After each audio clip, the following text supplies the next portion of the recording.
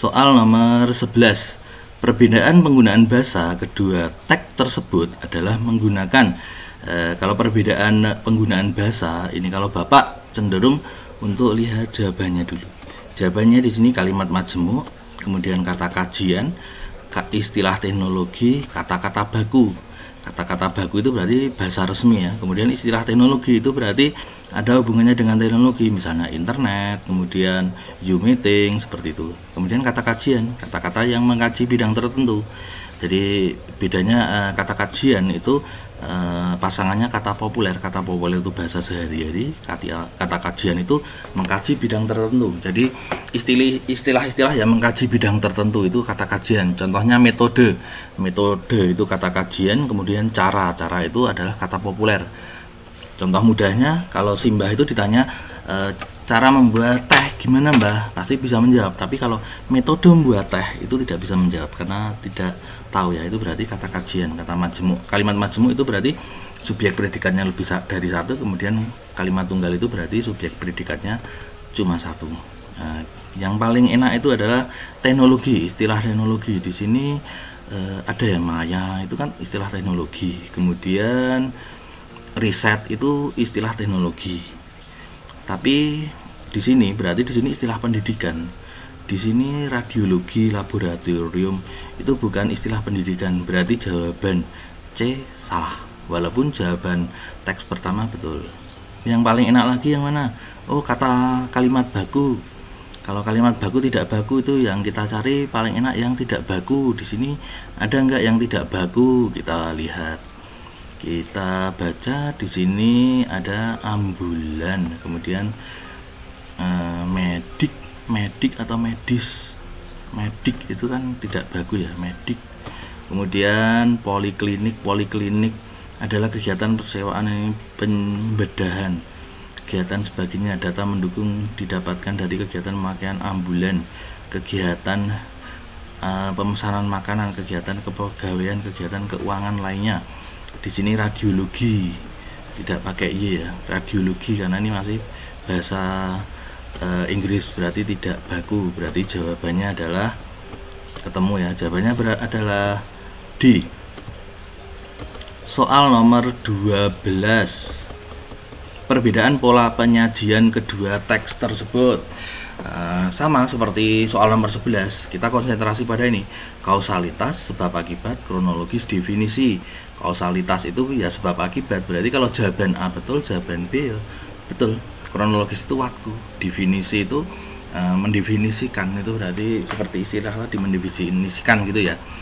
Kita lihat antara kausalitas sebab akibat dulu atau kronologis. Kita cari sejumlah 60 bencana alam terjadi pada pekan pertama 2022 antara 1 sampai 18 Januari lalu. Hal tersebut diungkapkan berdasarkan data bencana alam dari Badan Nasional. Antara sumber melansir, bencana alam terjadi karena, di sini ada kata karena. Berarti nih karena itu kausalitas atau sebab akibat. Kita cari lagi. Mengakibatkan, di sini berarti ada hubungan sebab akibat. Otomatis jawabannya tinggal dua, A dan B, karena ini bukan sebab akibat, ini salah. Berarti kita konsentrasi pada jawaban A dan B. Berarti di sini antara kronologis dan definisi. Kemudian di sini ada kata sejak. Ada sejak, kemudian ada dimulai, ketika, itu kan berarti waktu ya, menunjuk waktu ya. Ketika itu berarti waktu. Berarti jawabannya apa anak-anakku? Mudah. Soal nomor 13. Kita lihat soal nomor 13. Bukti watak tokoh Bibi yang pengertian. Di sini kata kuncinya tokoh Bibi pengertian. Kita lihat. Hasna sebenarnya tahu jika ayahnya keberatan menyekolahkannya di sekolah favorit. Tidak ada ya Bibi pengertiannya. Hasna mengerti bahwa orang tuanya tidak memiliki cukup uang untuk menanggung biaya sekolah. Belum ada Bibi. Bibi melihat mata Hasna yang sembab. Cuma melihat, di sini tidak ada pengertian. Ceritakan kepada Bibi apa yang sedang menjadi masalahmu. Di sini ada kata menjadi masalahmu. Ini kan ada tanya ya. Ini berarti pengertian atau perhatian.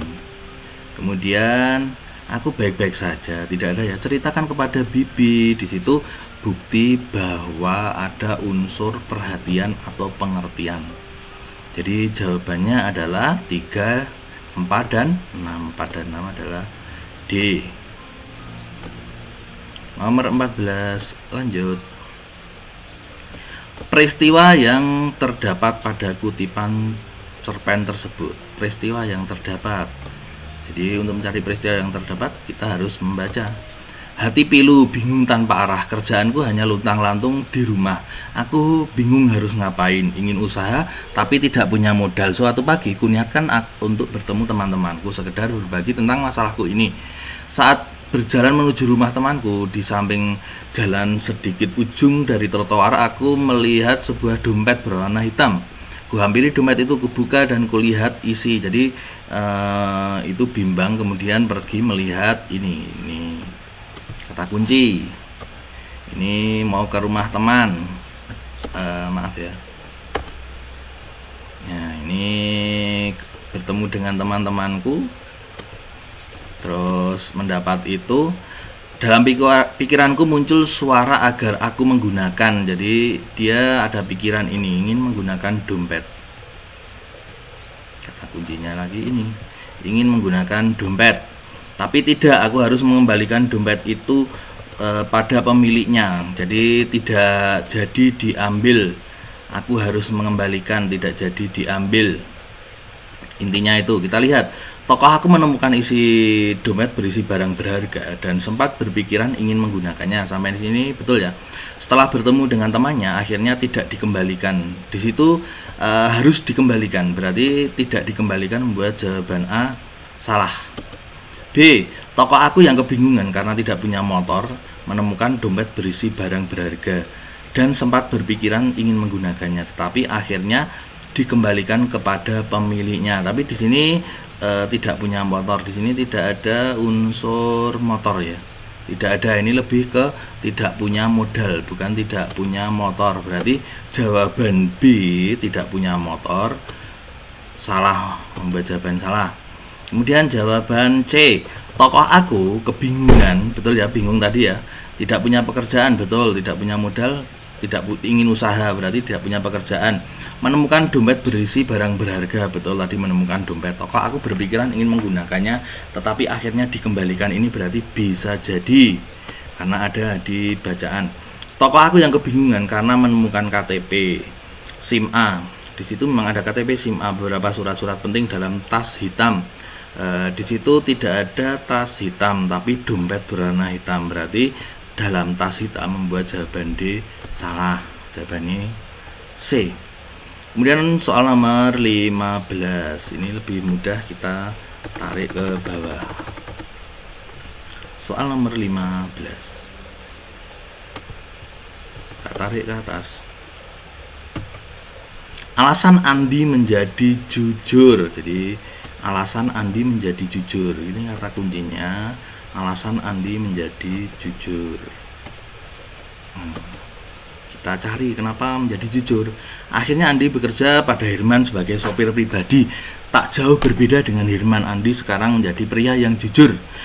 Ketika berkunjung ke tempat kerja Herman, Andi disuap, akan tetapi Andi menolak uang tersebut, melaporkan pada Herman walaupun Andi sempat diancam. Ini ada ya, dunia tahu akan pertobatan Andi. Jadi Andi itu tobat. Kenapa tobat? Atas kesalahan mereka di masa lalu. Berarti kenapa dia jujur itu karena mereka tobat atas kesalahannya di masa muda. Jadi jawabannya harus ada unsur itu. Kita cari yang ada unsur merupakan bentuk pertobatan atas kesalahan di masa muda. Ketemu ya, jawabannya berarti A. Sangat mudah. Soal nomor 16, latar suasana dalam kutipan cerpen tersebut. Di sini kata kuncinya latar suasana. Kita buktikan. Seorang pemuda sedang termenung di samping jendela halaman kosong kering rumah menjadi ramai dengan tiupan angin. Pemuda tersebut sedang duduk di sofa berhadapan dengan orang yang sedang ia kasihi, ibunya.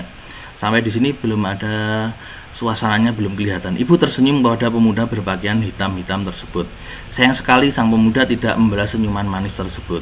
Sang pemuda sedang menampakkan raut muka yang dipenuhi dengan kesedihan yang mendalam. Jadi sang pemudanya ini sedang sedih. Ibu, aku maafkanmu walau aku pernah kau pukul atau kau marahi. Tak apa-apa bila kau tak pernah memujiku. Tapi kalimat pemuda terputus demi berusaha menahan air mata yang tumpah. Aku tidak ingin dilindungi, ibu. Aku tidak akan pernah membencimu. Tolong jangan tinggalkan aku, ibu. Oh, itu berarti ibunya itu sakit dan sang pemuda tidak mau ibunya itu meninggal atau gimana. Itu berarti latar suasananya adalah kesedihan yang mendalam. Kemudian dia cemas, itu berarti lebih ke sedih. Karena nek rame jelas salah, sepi enggak, haru enggak, itu lebih ke sedih. Jawabannya adalah C. Soal nomor 17. Cara pengarang menggambarkan tokoh. Kalau dikisahkan langsung pengarang, itu berarti pengarang yang ngomong langsung. Andi seorang yang rajin, itu berarti yang ngomong langsung adalah pengarang. Kemudian tingkah laku, itu berarti dari tingkah lakunya. Bentuk itunya tadi sifatnya tidak diceritakan secara langsung. Misalnya Andi setiap pagi menyapu lantai, kemudian membantu ibu mencuci. Ya, itu di situ ada tingkah laku membuktikan bahwa Andi adalah rajin. Dialog antar tokoh itu berarti lewat dialog. Andi itu anak yang rajin ya. Kok tahu? Gini. Ya, itu dialog. Kalau pikiran tokoh itu berarti tokoh yang mikir. Rumah kok kotor tak bersihkan. Nah, itu berarti pikiran tokoh. Kita lihat. Setelah kejadian itu saya tidak pernah lagi melakukan kesalahan yang sama. Alhamdulillah, semua kebutuhan ibu selalu aku cukupi. Saya meminta ibu untuk berhenti bekerja. Ibu tidak boleh capek biar saya yang mengurus semuanya. Aku sadari bahwa tidak ada kasih sayang yang bisa melebihi kasih sayang ibu kepada anaknya. Seberapa besar kita berbuat salah dan beberapa kali pun kita membohongi beliau, beliau akan tetap tulus menyayangi kita. Nah, ini setelah kejadian itu saya tidak akan pernah melakukan kesalahan yang sama. Ini kan pikiran tokoh seperti itu. Kemudian dia berusaha seperti itu berarti lebih ke pikiran tokoh. Berarti jawabannya adalah D. Ada ya pikiran tokoh ya. Kemudian soal nomor 18. Kutipan cerpen tersebut merupakan tahapan alur.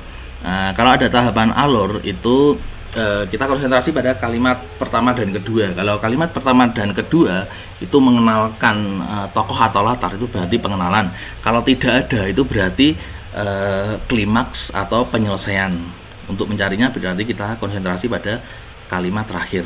Kita lihat kalimat pertama. Sang surya perlahan menampakkan diri keluar dari tempat persembunyiannya di balik awan, berarti itu pagi hari. Sinarnya yang masih malu ditunjukkan. Selamat pagi dunia. Mata cantik itu melengkung. Mata cantik itu siapa? Itu belum ada ya, belum tahu ya. Itu berarti lebih ke pengenalan. Ya, betul ya. Jawabannya adalah pengenalan, B. Karena di situ pagi hari mengenalkan waktu, kemudian ada gadis cantik tapi belum tahu gadis cantiknya itu siapa. Itu pengenalan. Soal nomor 19. Makna amplop pada kutipan tersebut. Amplop itu bisa berarti nyumbang, bisa berarti suap, bisa berarti gajian, tempat surat. Tapi kita lihat. Akhirnya hari yang ditunggu Bejo datang. Hari Sabtu sore adalah hari yang ditunggu Bejo dan teman-temannya setelah seminggu bekerja membanting tulang demi keluarga mereka. Selepas asar, sang bos yang ditunggu-tunggu datang membagikan amplop. Ya, ini kan tiap hari Sabtu itu bekerja, menunggu sesuatu, itu menunggu gajian. Jadi di sini membagikan amplop. Amplop di sini lebih ke uang gajian. Kalau sumbangan, ibu memberi amplop pada Mbok Inah yang sedang punya hajat, itu sumbangan. Kalau suap seperti itu ya. Kalau tempat surat juga berbeda lagi nanti. Soal nomor 20. Amanat. amanat pada kutipan cerpen tersebut. Kita baca dulu ceritanya. Ada seorang pemuda miskin yang sedang menikmati pemandangan di taman di dekat jalan raya. Pemuda itu lalu duduk di dekat air mancur. Ia merasa tenang dengan suara gemericik air. Namun ternyata ada seorang pria tua berbaju lusuh yang berjalan mendekatinya. Dia menaksir kira-kira usia kurang lebih 60 tahunan. Kulit pria tua tadi sangat keriput dimakan usia. Pengemis itu memegangi perutnya, sepertinya ia kelaparan. Jadi di situ ada seorang pemuda melihat laki tua kelaparan. Melihat pemuda itu tidak tega. Pria itu meliriknya dengan perhatian. Berapa lama ia meninggalkannya. Ia menuju ke sebuah warung makan membeli 2 telur. Telurnya itu nanti dikasihkan ke pemuda tadi ya. Kepada laki-laki tadi ya. Pemuda itu ternyata mendengar bahwa pengemis tua itu ternyata seorang yang buta. Dia pun melirik tongkat tua pengemis itu. Pria itu tersenyum penuh kelembutan dan dia mulai membuka makanannya. Jadi itu ada pemuda, padahal dia itu tidak punya uang, tapi dia berusaha menolong pengemis. Amanatnya berarti jangan menolong ketika keadaan kita sangat memprihatinkan. Enggak ya, kita menolong itu tidak memandang kita punya uang atau tidak, tapi yang penting ikhlas dulu. Keterbatasan fisik bukan penghalang untuk tetap bersemangat dalam menjalani hidup. Bisa ya, itu dari sosok pengemis tuanya itu tadi, walaupun dia buta tapi dia berusaha untuk menjalani hidup. Berarti ini bisa. Menolong seseorang harus dengan ikhlas tanpa memandang status dan keadaan. Betul ya. Jadi pemuda tadi walaupun tidak punya uang tetap menolong. Berjuanglah sendiri-sendiri, enggak ya. Berjuang itu kalau bisa saling tolong menolong. Berarti jawabannya adalah C.